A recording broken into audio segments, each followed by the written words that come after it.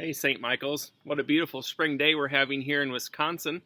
It is something that I just love to be outside this time of year as it's warm enough, and I like not being inconvenienced in the sense of not too cold, not too hot. This is just perfect. And I've been thinking about that idea of being inconvenienced in relationship to a couple things. One is in relationship to this morning's, during morning prayer, the Old Testament lesson was from chapter 24, and it's more the story of Balaam and Balak. Balak was the king of Moab, and Balak had asked Balaam to basically curse Israel. Israel was a newcomer to the land, and the king asked Balaam to curse Israel. And so Balaam would go to God, and God would reveal to him the truth, and Balaam would, rather than curse Israel, would bless Israel. And this happened 3 different times, and it's just kind of a funny story watching the king of Moab react to the inconvenience of a prophet not getting the right words out of his mouth, of not being told what he wanted to hear. Listen to part of this. This is the part of the 3rd time that Balaam was asked to do this cursing. And it's from Numbers chapter 24.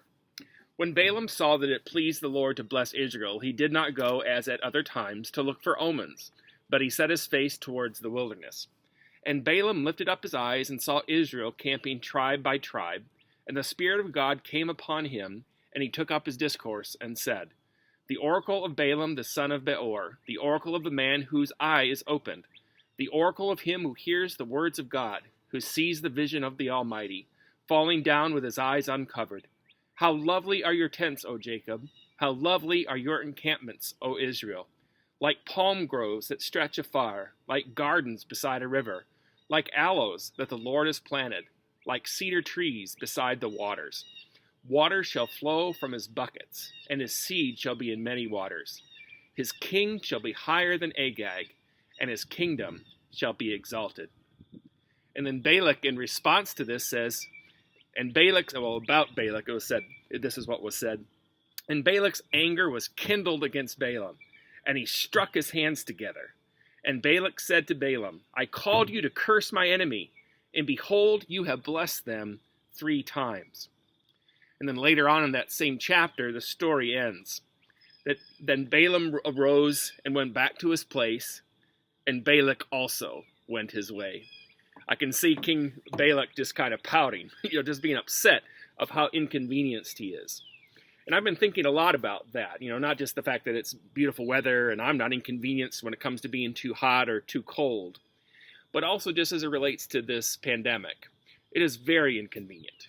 It is very inconvenient, but the thing I want us to think about today is that we are not victims of our circumstances. Rather, we are victors in Christ. And what that means for me in relationship to being inconvenienced is that in the middle of being inconvenienced, we have a choice how we'll respond. That there is a natural way to respond. There's a way that might make sense, whether that's complaining or grumbling or something else, But the idea that when we're inconvenienced, we can also look to God. When we're inconvenienced, we can also thank God for the blessings that we do have. When we are inconvenienced, we can look to God for help. And so for me, I just want us to have that sense that in the middle of being significantly inconvenienced, we're not victims of our circumstances, that we stand strong and secure in God who loves us, in God who also is present in power and in love and in grace for us in the middle of whatever circumstances we might find ourselves in. And so today as we live, let's live for God, regardless of whether or not our circumstances are convenient or inconvenient. Thanks. We'll talk to you later. Hope you can join us Sunday for worship at 10 o'clock. Thanks.